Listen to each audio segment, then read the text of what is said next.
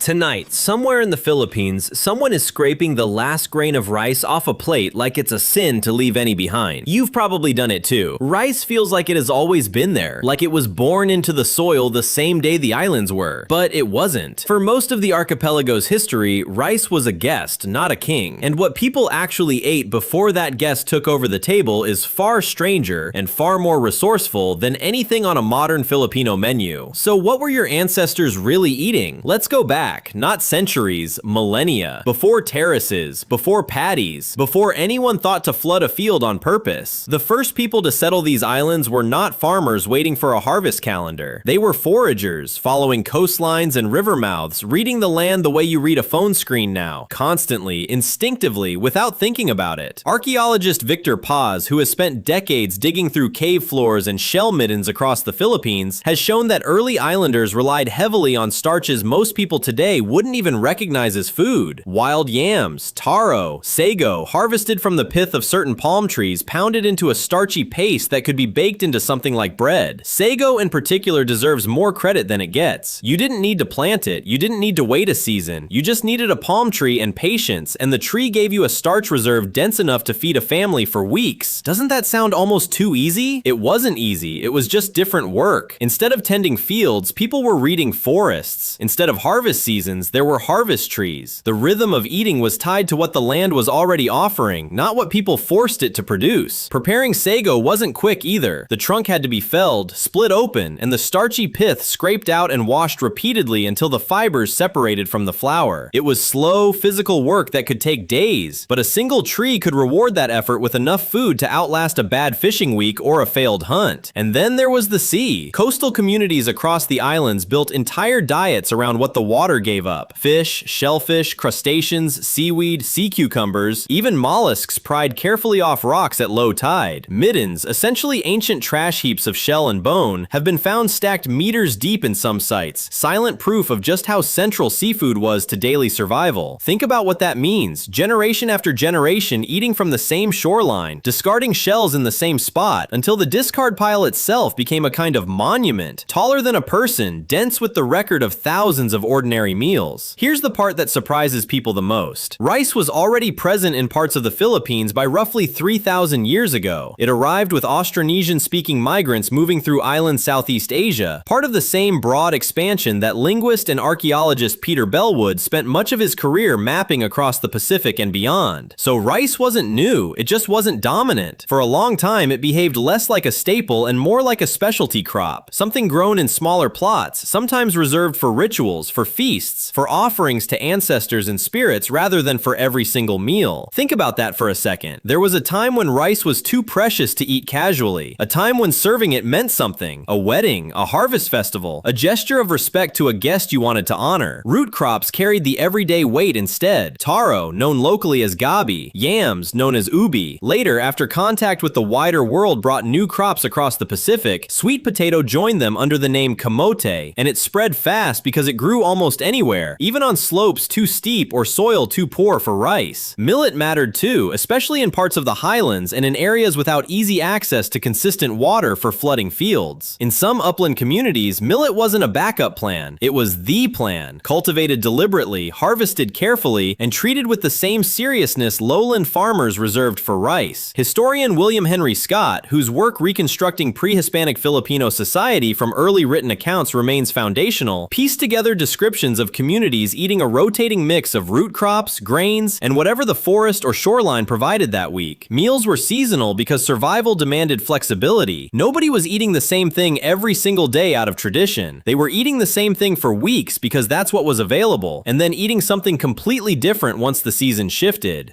Doesn't that sound exhausting? Maybe, but it also meant nothing was wasted and nothing was taken for granted. A diet built on flexibility doesn't collapse when one food source fails. It bends. It shifts to whatever the land or water is offering instead. Meat existed too, though it wasn't the daily centerpiece it can be now. Wild pig, deer, and birds were hunted, and domesticated animals like pigs and chickens were raised in many communities, often reserved for feasts, for guests, for marking something significant rather than for an ordinary Tuesday dinner. Killing an animal wasn't a quick trip to a market stall. It was a decision, often a communal one, tied to an occasion worth marking. Fermentation quietly shaped the diet as well. Long before before refrigeration, communities were preserving fish and shrimp through salting and fermenting, early ancestors of what would later be recognized as bagoong and patis. It wasn't a garnish back then, it was survival technology, a way to stretch a good catch across weeks when the sea wasn't cooperating, or across a season when the rains made fishing dangerous. Even fruit played a bigger role than it does now in shaping daily calories. Bananas, coconuts, breadfruit, and a wide range of native fruits filled gaps between staple harvests. Coconut in particular offered flesh to eat, water to drink, oil to cook with, and shells to build with, a single plant doing the work of 4 different modern products. The way food was cooked mattered just as much as what was eaten. Without metal pots widely available in the earliest periods, communities boiled and steamed food in bamboo tubes, wrapped fish and root crops in banana leaves and buried them in hot coals, or roasted whatever was on hand directly over an open flame. Clay pots eventually became common too, used for boiling, storing water, and fermenting, and archaeological digs across the islands have turned up shards of these vessels stacked in layers that read almost like a timeline. Older, undecorated pieces beneath, more elaborate designs closer to the surface. Trade reshaped the table as well, long before Spanish ships ever appeared on the horizon. Chinese traders brought porcelain jars prized for storing rice, salt, and fermented goods, and those same trade routes carried spices and preserved foods back and forth across the region. Salt itself was a serious commodity. Coastal communities boiled seawater down in shallow pans to produce it, then traded it inland to communities that had no easy access to the coast, exchanging it for root crops, forest goods, or gold. Geography meant no single diet ever described the whole archipelago at once. In the Visayas, seafood dominated even more heavily than elsewhere, given how thoroughly those islands are laced with coastline and reef. In parts of Mindanao, sago palms grew in such abundance that some communities built their entire food economy around them, harvesting the starch on a scale closer to how lowland farmers elsewhere would later harvest rice. In the northern highlands, the terrain itself dictated the menu, favoring root crops and grains suited to cooler air and steep terrace slopes long before rice terracing became the dominant highland practice. Even the word for a meal reflected this. The term kanin, now used almost interchangeably with cooked rice itself, once carried a broader meaning closer to simply cooked food, whatever grain or root happened to be filling the pot that day. Language quietly recorded the shift in diet long after anyone noticed it happening. So when did rice actually take over? The shift accelerated with wet rice agriculture, the deliberate flooding and terracing of land specifically to grow rice at scale. The rice terraces carved into the mountains of the Cordillera are the most dramatic evidence of this shift, engineering on a scale that took generations to build and maintain, channeling mountain water down through stone-walled fields that still function today. But even then, rice's rise wasn't instant. It was gradual, uneven, and deeply tied to geography. Coastal and lowland communities with reliable water access could commit to it. Upland and drier regions kept leaning on root crops and millet far longer, sometimes for centuries after their lowland neighbors had already made rice their everyday staple. Colonization added its own pressure. Spanish administrators encouraged rice cultivation partly because it was easier to tax, easier to store, and easier to standardize across a colony than a patchwork of root crops grown in 100 different microclimates. A sack of rice could be counted, weighed, and shipped. A hillside of scattered taro and yam plots could not. Isn't it strange that the food on your plate today was shaped as much by tax policy as by taste? American colonial administration later reinforced rice's position too, promoting it through agricultural programs and school curricula that framed rice as the proper, modern Filipino meal, quietly pushing root crops further toward the margins of the plate and further into the category of poor people's food, even though those same crops had once sustained entire island societies through centuries of uncertainty.